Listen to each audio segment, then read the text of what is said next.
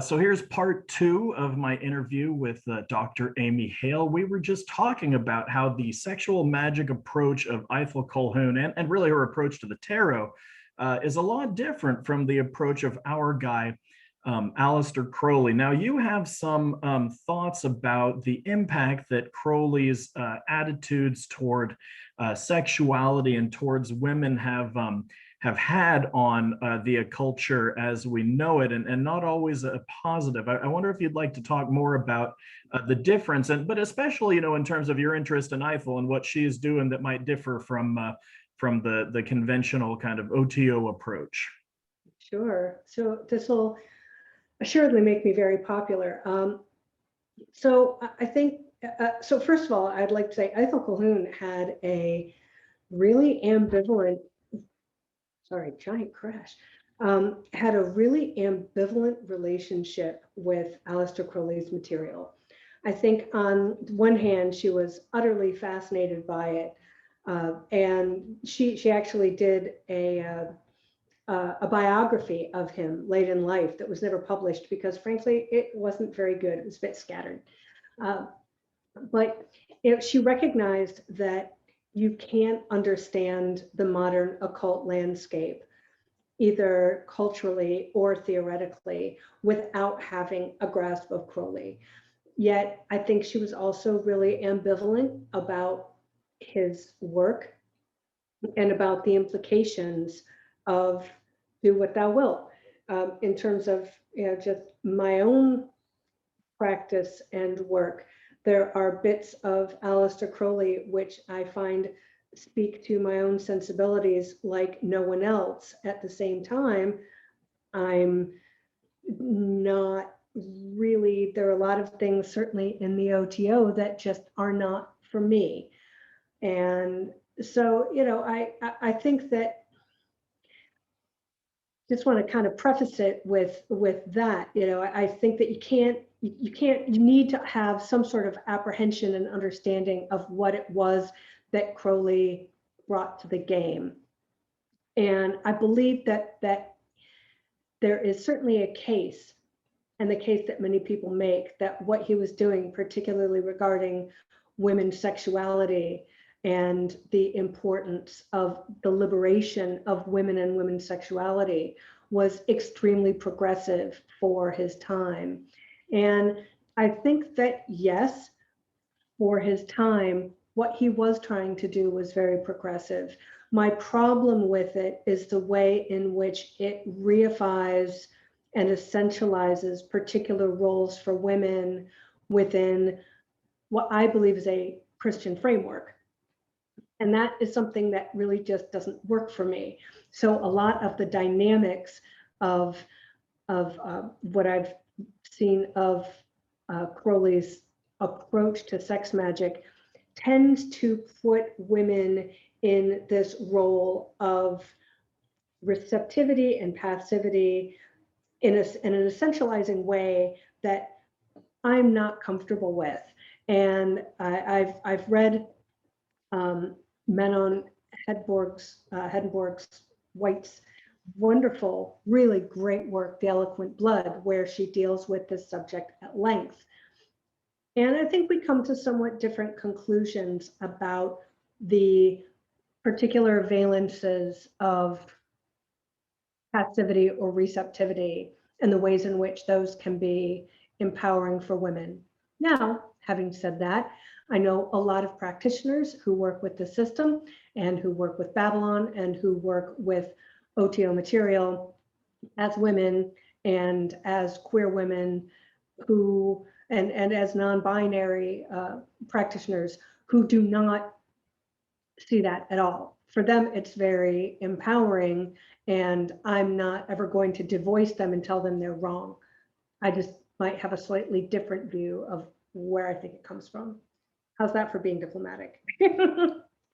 Absolutely. And, once again, it speaks to the difficulties in doing this sort of work, right? Because, we're kind of ecumenical here in esoteric studies, right? We welcome the Swedenborgians who have their own ideas about, heavenly sexuality and sex with angels. We welcome the Miltonians in their hermetic cot, right? Who have different ideas about angel sex, right? But we're all kind of trying to play in the sandbox together and get along. And I'm thinking about the term proximal authority, which is one of the that Dr. Hedenborg White, one of the ideas that was proposed, and it's like, well, is it really empowering to have this proximal authority, right? And this really gets back to my haunt of how tarot readers as laborers, we're working within a system of money that is subservient to capital, right? In the same way that Aleister Crowley is, maybe trying to empower his priestesses within a patriarchy. Yeah, and I think the idea of proximal authority, and let's face it, anybody who's been in any kind of situation where there is strong leadership has seen this, whether it's the teacher's pet or the head wife of the cult leader, and or that the people or the secretary, male or female, of the cult leader. Yes, proximal authority is absolutely a thing. Anybody who has seen and witnessed those dynamics and can verify that's a thing that happens. So does that mean that Leah Hersing was perhaps more powerful within that community because she had that relationship with Crowley? Yeah, completely, absolutely. Is that different than her being the leader and the voice? Yes. Does it mean that she was disempowered? No, because within that framework, she did have authority and power, and it's very evident that she was generating her own ideas and her own body of work. So these things are really complicated, and it's one of the reasons why, even though I might say that, excuse me, we could explore the implications of esoteric passivity or receptivity. We can explore the implications of those being empowering or disempowering. I think ultimately I have trouble making a blanket statement of judgment because the impact of any of those things is so highly contextual. I can say as a scholar, well, I think we need to look at X, Y, and Z. I can say as a practitioner, okay, that's not my bag, but it's your bag. And if it's your bag and I think you're a cool person, then great. Then, I'm not going to dither with you on that. If you're not, if it's not impacting me, then it's kind of like how people think and talk about sex work or even women's sexuality and how women choose to express their sexuality. And you can come at this from an exceptionally feminist framework where you want to totally shut it down, or you can come at it from a feminist framework where you really want to completely open it up. Both are equally valid as feminist frameworks. It's just up to people to choose where they want to sit within that discourse. Yeah, I'm thinking now about how, I was excited about Dr. Hedenborg White's book, The Eloquent Blood, because of the way that she's applying kind of like feminist theory to think about how, gender's working in these communities. And this is such like a pioneering work.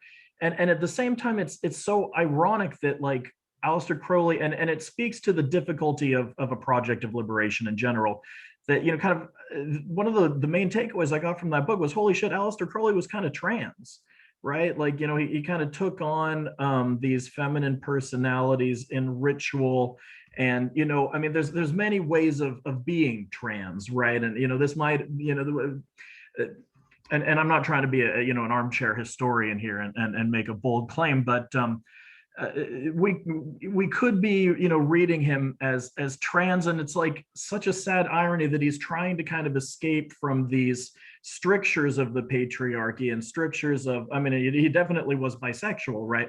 But at the same time, he is reifying these binaries and essentialisms, in his ritual work, and it's just something that, when thinking about our work as, tarot laborers in this, this system of kind of oppression that we're living in. I'm really trying to make this show a resource for people who are trying to rethink, where are the opportunities to do this sort of work, and part of the work is this philosophical work of rethinking the gender binary, rethinking, the way that the gender binary is playing out in our esoteric systems, because we don't want our system to just be like procedurally generating a sort of artificial intelligence version of gender oppression, right? Well, and this is, it's difficult because obviously a lot of the interpretive frameworks under which tarot have developed in an esoteric context are just so shot through with that kind of essentialism and with that kind of gendered language.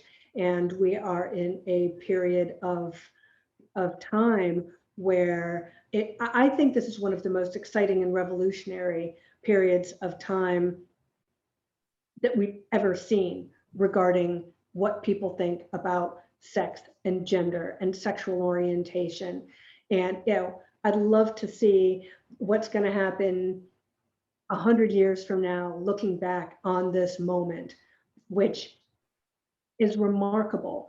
And looking back at the way in which folks were both using esoteric concepts, both to reify gender and also to subvert it. They didn't have anything else but the language of the binary to work with. So the way that they were subverting it is still using the language of the binary. I think that some of the stuff is so culturally bound that it's not like I'm going to go back. I mean, I can give Crowley grief. If I were to go back in time, I could give him grief for a whole lot of things, but that probably wouldn't be one of them. Like talking about the gender binary, because we are doing that now. That is part of the contemporary project for a lot of esoteric practitioners. No, it's not for a lot. There are certainly a lot of people out there who are still really into gender essentialism, and that heavily informs their practice. It informs a lot of people's magical practice, and that's what they're doing. But for a lot of us who are rethinking the implications of that, both as practitioners and also as scholars, going back and looking through some of that material, it's very eye-opening. It's very eye-opening. I did also want to, though, it seems like it's kind of a different thing to look at the relationship between, some of these things and also tarot readers. But in preparation for this, I was looking at some of the material on kind of the marginality of tarot readers. And I think you're talking about a practice that has always been really interestingly on the edge of economies. And I'm fascinated. I think this is why it's such a great thing that you're doing in engaging with people who are doing this for a living, who work this way, who have this as a trade and a specialization. Because again, the occult has never gone away. Magic has never gone away. There have always been people who have read the cards, or who have thrown the bones, or who have done divination for money. And it's kind of, I think recently it's been thrust into the profile that, this is a thing. This is really a thing. And there are people who do this, and we should talk to people who do this. So I think what you're doing is cool. And it does speak to issues of economic marginality, of spiritual marginality, of healthcare marginality, people who might not have resources to engage with healthcare and maybe see tarot cards, tarot readers as part of their support system, their care support system. I think there's a lot to be looked at here. So good on you for doing this. Yeah, I'm thinking now about accessibility, right? And it's not just, can you access the medical system, but do you trust it? Right. Yeah, and the way that right. people might, be able to trust a tarot reader with something personal, and the way that like a cold, impersonal, mechanistic doctor might not.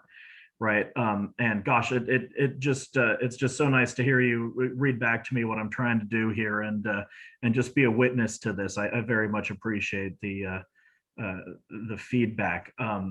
So Dr. Amy Hale, let me ask you one last question then. How can we make our tarot readings more dialectical? And I'll just leave that open to any interpretation of dialectical you want to bring.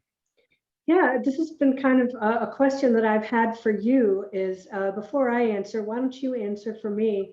How has that worked into this podcast? So, what is it? Why, what do you think is missing? I want to hear this because I think it's great. So in the title, tarot for the soulless materialist. I mean, I was responding to my aunt, who was shocked and appalled, and she's an atheist, that, are people believing that you tell the future when you do a reading, right? And I said, oh no, Aunt Sally, I'm just as, cold and soulless and materialist as you, right? And I think that, tarot is this interesting kind of art project and counseling session, and, there's all these ways to explain the efficacy, and also a meditation, right? Or a contemplative practice. There's all this stuff about combinatorial, and the kind of surrealist project of like, using randomness to short circuit our linear thinking, and all that. And I could just talk endlessly about that. So I should make a podcast, right? But I'm also punning on dialectical materialism, and I'm doing a Marxist book club. And we've kind of sketched out this conversation, me and at Metabolic Riff on Twitter, who,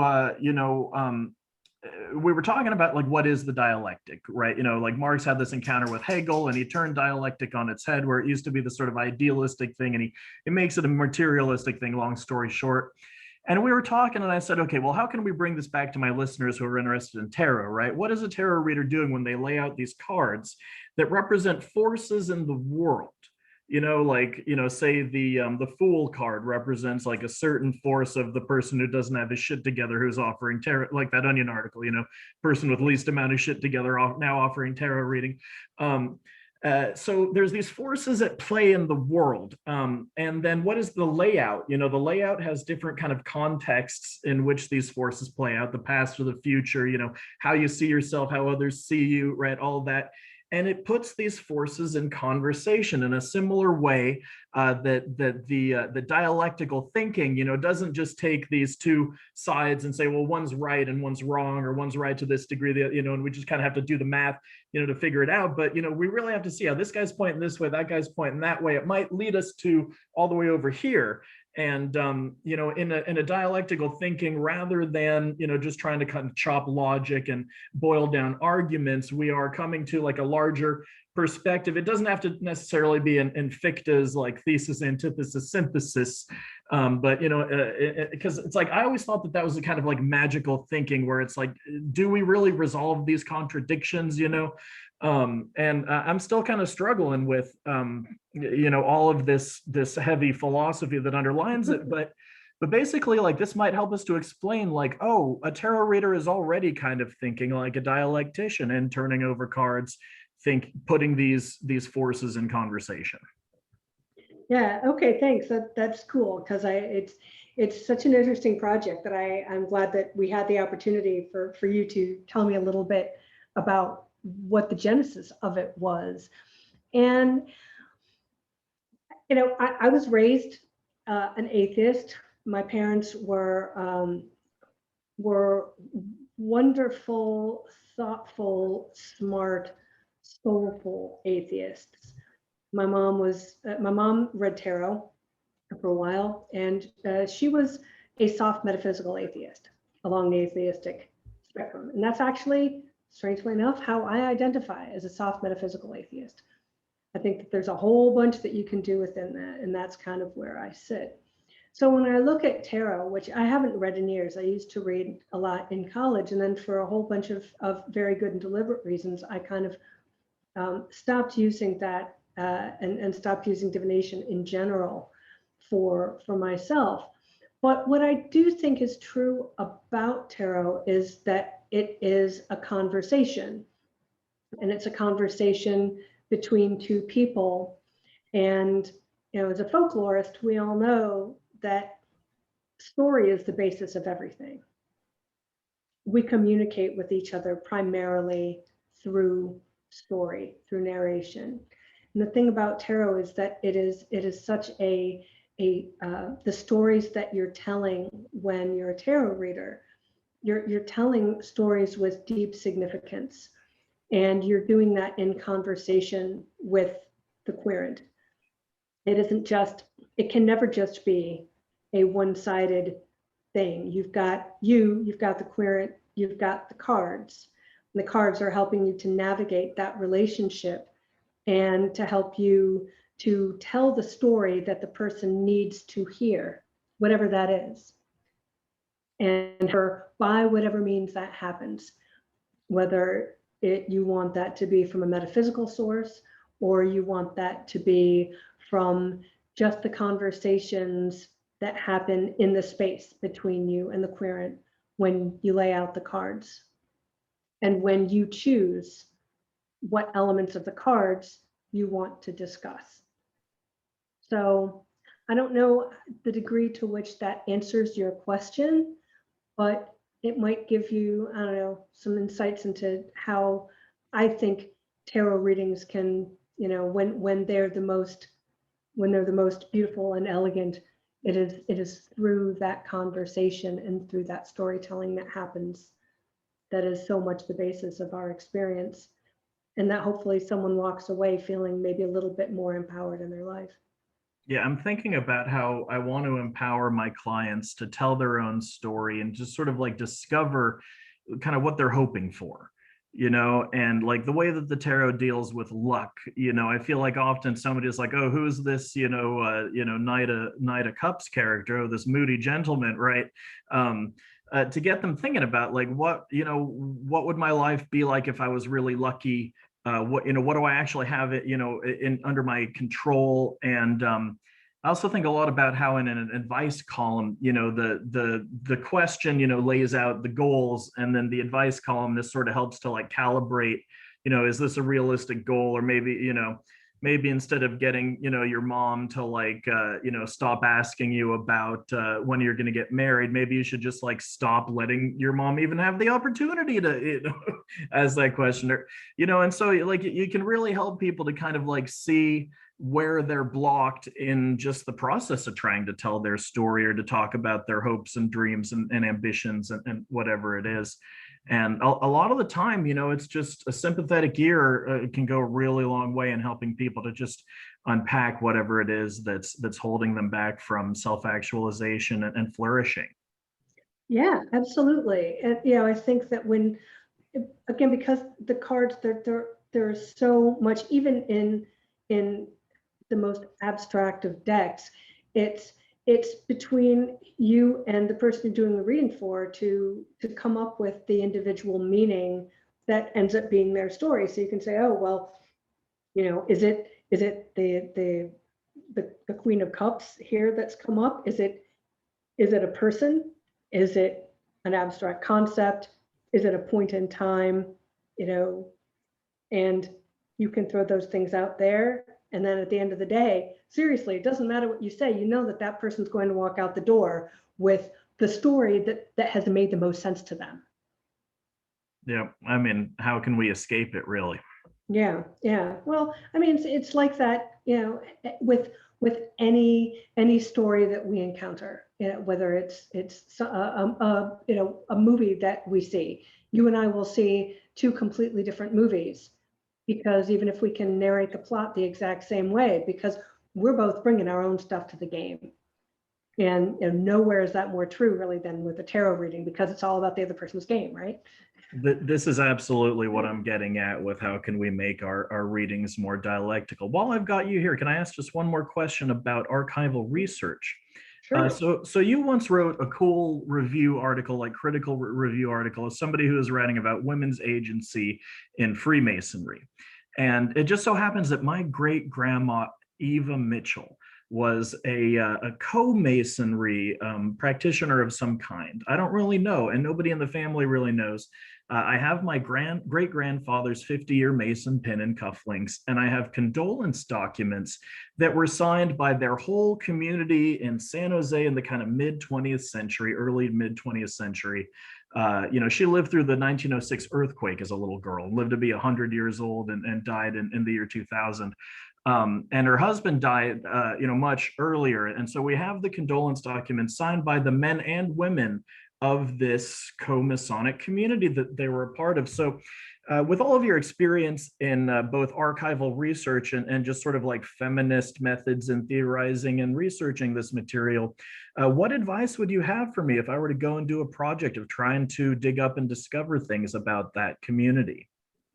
Well, first, I think that's great. I think it's beautiful that you have found this out about your family. I think co-masonry is really groovy, and so I think it's cool that you've discovered this link. I'd say, do you have any other correspondence, or if your family kept any records? Now, I think I'm not sure how co-masons these days are handling that kind of material and handling esoteric material. So think about the things that you want to know. That would be my first thing. What is it that you're looking for? What is it that you want to know? Are you interested in their personal history and relationship with the material? Or are you interested in the lodge itself? Are you interested in the history of the lodge and the community? I would say first, you have to narrow down your questions so that you know what documents you're looking for. But if you have something that was signed by the members of the community, then you've probably got a name for a lodge, and you can go into the community and try to see if the lodge is still there, or approach a co-Masonic foundation to see if they can assist you in any way. But I would say first start with your research question and see what might be left in the family for you to look at, and then see what the community has to offer. That is very helpful. And I hope that any listeners who might have a family member with an interesting kind of esoteric history might be perking their ears up right now and hoping to do something similar. So Dr. Amy Hale, once again, thank you so much for being here. I've just had an absolute blast Oh, me with the too. conversation, and I hope you'll come back another time and we can talk more about all of this important stuff. Absolutely. What a pleasure. Thank you so much. It's been a great time.